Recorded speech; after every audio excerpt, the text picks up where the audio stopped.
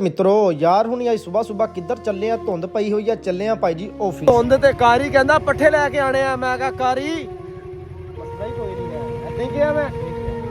ਠੀਕ ਹੈ, ਜਾਣ ਦਿਓ, ਧੁੰਦ ਦੇਖ ਲੋ। ਹੋਏ ਅਭੀ ਭਾਈ ਜੀ ਨਾਲ ਜਾ ਰਹੇ ਆਪਣੇ ਨਵੇਂ ਸਕੂਟਰ ਤੇ। ਭਾਈ ਜੀ ਕਰਦੇ ਪਏ ਆਪਣੇ ਸਕੂਟਰ ਦੀ ਰਨਿੰਗ ਪੂਰੀ। ਜਿਵੇਂ ਬੈਠੇ ਨਵੇਂ ਸਕੂਟਰ ਤੇ ਯਾਰ ਹੁਣੀ ਬੈਠੇ ਆ ਭਾਈ ਜੀ ਫਾਰਚੂਨਰ ਤੇ। ਮੈਂ ਕਿਹਾ ਕਾਰੀ ਕਿੱਥੋਂ ਕਮਾਦ ਵੱਢਣਾ? ਭਾਈ ਕਹਿੰਦਾ ਉਹ ਸਾਹਮਣੇ ਵੱਢਣਾ ਕਮਾਦ। ਭਾਈ ਜੀ ਮੈਂ ਕਿਹਾ ਜਾਣ ਦਿਓ ਫਿਰ, ਅੱਲਾ ਦਾ ਨਾਮ ਲੈ। ਇਹਨੂੰ ਦਿੱਤਾ ਮਸ਼ਵਰਾ, ਮੈਂ ਕਿਹਾ ਉਰੇ ਖਿਲਾਰ ਲਾ ਰੇੜੀ। ਕਹਿੰਦਾ ਇੱਥੋਂ ਭਾਜੀ ਏਡੀ ਦੂਰੋਂ ਕੌਣ ਚੱਕ ਕੇ ਲੈ ਕੇ ਆਵੇ ਕਮਾਦ? ਮੈਨੂੰ ਦੱਸ। ਟੈਨਸ਼ਨ ਕਿਉਂ ਲੈਂਦਾ? ਮੈਂ ਹੈ ਨਹੀਂ ਤੇਰੇ ਨਾਲ। ਮੈਂ ਕਿਹਾ ਜਦੋਂ ਵੀ ਮੈਂ ਤੇਰੇ ਨਾਲ ਆਂਦਾ ਨਾ ਤੇ ਭਾਈ ਜੀ ਕੋਈ ਸ਼ੈ ਨਹੀਂ ਤੂੰ ਖਵਾਉਂਦਾ ਹੈ। ਹਾਲੀ ਇੱਧਰ ਨੂੰ ਇਸ਼ਾਰਾ ਕਰਤਾ। ਮੈਂ ਕਿਹਾ ਇੱਧਰ ਦੱਸ ਤੂੰ ਮੈਨੂੰ ਕੀ ਲੱਗਿਆ? ਕਹਿੰਦਾ ਉੱਤੇ ਤਾਂ ਦੇਖ ਲਮਚੂ ਬੇਰ ਲੱਗੇ ਆ। ਮਿੱਤਰੋ ਆ ਜਿਹੜੀ ਲੁੱਕ ਪਈ ਆ ਨਾ, ਚੈੱਕ ਕਰੋ। ਲੁੱਕ ਥੋੜੀ ਜੀ ਖਰਾਬ ਪੈ ਗਈ, ਇਸ ਕਰਕੇ ਚੈੱਕ ਕਰੋ ਭਾਜੀ ਕਾਰੀ ਨੂੰ ਝੂਲੇ ਕਿਵੇਂ ਲੱਭ ਰਹੇ। ਮੈਨੂੰ ਕਿਹਾ ਮੇਰੀ ਤਬੀਅਤ ਖਰਾਬ ਹੈ ਤੇ ਕਮਾਦ ਤੂੰ ਵੱਢਣਾ ਹੈ। ਕਾਰੀ ਕਮਾਦ ਥੋੜਾ ਜਿਹਾ ਤੂੰ ਵੱਢ ਲਾ, ਬਾਕੀ ਸਾਰਾ ਮੈਂ ਵੱਢ ਦੇਂਗਾ, ਮਸਲਾ ਹੀ ਕੋਈ ਨਹੀਂ। ਮੈਂ ਯਾਰ ਕਮਾਦ ਲੱਦ ਕੇ ਭਾਜੀ ਰੇੜੀ ਤੇ ਰੱਖ ਦਵਾਂ। ਓਕੇ ਭਾਈ ਜੀ, ਬਾਏ ਬਾਏ।